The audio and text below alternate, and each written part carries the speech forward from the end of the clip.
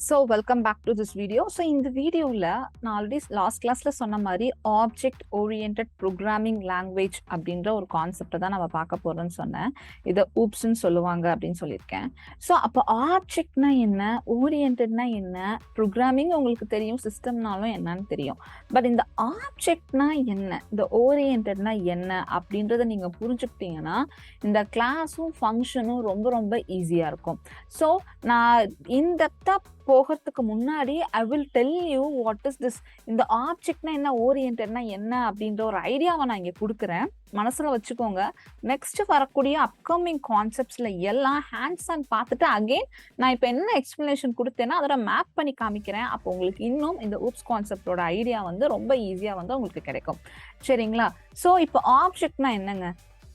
So நீ ஒரு literal English மீனிங்ல ஆப்ஜெக்ட்னா நம்ம என்னன்னு சொல்லுவோம், ஒரு பொருளை குறிக்கும் ஒரு ஆப்ஜெக்ட். கரெக்டுங்களா?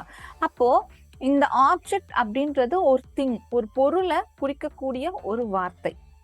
அந்த வார்த்தையோட சேர்த்து அவங்க பக்கத்துல என்ன போட்டிருக்காங்க அப்படின்னா oriented. What is mean by oriented? ஓரியன்டடோட தமிழாக்கம் வந்து என்னது நம்மளுக்கு? அதை சார்ந்து. ஓரியன்டட்னா சார்ந்து அப்படின்றது. அப்போ ஆப்ஜெக்ட் ஓரியன்டட்னு சொல்லும் போது ஒரு பொருளை சார்ந்து, கரெக்டுங்களா? ஒரு பொருளை சார்ந்து ஒரு ப்ரோக்ராமிங் லாங்குவேஜ் அப்படின்னு சொல்றாங்க, ஒரு ப்ரோக்ராமிங் சிஸ்டம் அப்படின்னு சொல்றாங்க. அப்புறம் ஆப்ஜெக்ட்னா என்னது? ஒரு பொருள். ஓரியன்டட்னா சார்ந்து. ப்ரோக்ராமிங்னா உங்களுக்கு தெரியும், நம்ம பண்ணக்கூடிய ஒரு ப்ரோக்ராமிங் லாங்குவேஜை பத்தி பேசுறாங்க. சிஸ்டம் அப்படின்றது ஒரு பக்காவா ஒரு செட்டப்ல ஒர்க் ஆகுறது. அப்போ இதை ஃபுல்லா நீங்க ரீட் பண்ணி பாத்தீங்கன்னா தெரியும், ஒரு பொருளை சார்ந்த ஒரு ப்ரோக்ராமிங் சிஸ்டம் அப்படின்றது தான் வந்து ஆப்ஜெக்ட் ஓரியன்டட் ப்ரோக்ராமிங் லாங்குவேஜ். சரி மேம், ப்ரோக்ராமிங்ல எங்க மேம் பொருள் வரப்போறது, ப்ரோக்ராமிங்ல எங்க மேம் ஆப்ஜெக்ட் வரப்போகுது அப்படின்னு கேட்டீங்கன்னா அதெல்லாம் தான் நம்ம இந்த கிளாஸ் அண்ட் ஃபங்க்ஷன்ல பார்க்க போறோம். இந்த இடத்துல ஒண்ணுமே இல்லைங்க. இந்த இடத்துல ஆப்ஜெக்ட்னு சொல்றது ஃபங்க்ஷனுங்க. சரிங்களா? இந்த இடத்துல அவங்க ஆப்ஜெக்ட்னு மீன் பண்றது ஃபங்க்ஷன். அப்ப ஃபங்க்ஷன்னா என்ன மேம் அப்படின்னு கேட்டீங்கன்னா, நீங்க கல்யாண ஃபங்க்ஷன், அதுக்கப்புறம் காது குத்துற ஃபங்க்ஷன், வீட்டு பால் காய்ச்சுற ஃபங்க்ஷன், பேபி ஷவர் ஃபங்க்ஷன், நீங்க என்ன ஒரு ஃபங்க்ஷன்னாலும் எடுத்துக்கோங்க, அந்த ஃபங்க்ஷன்ல ஒரு பர்டிகுலர் திங் மட்டும்தான் நடக்க போகுது. புரியுதா? இப்ப மேரேஜ் ஃபங்க்ஷன் எடுத்துக்கிட்டீங்கன்னா மேரேஜ் மட்டும்தான் நடக்க போகுது. காது குத்து விழானா காது குத்து விழா மட்டும்தான் நடக்க போகுது. பால் காய்ச்சுறதுனா பால் காய்ச்சுற விழா மட்டும்தான் நடக்க போகுது. அப்ப ஃபங்க்ஷன் அப்படின்றதுனாலே அந்த இடத்துல முக்கியமா ஏதோ ஒரு விஷயம் நடக்க போகுது அப்படின்றதான் நீங்க புரிஞ்சுக்கணும்.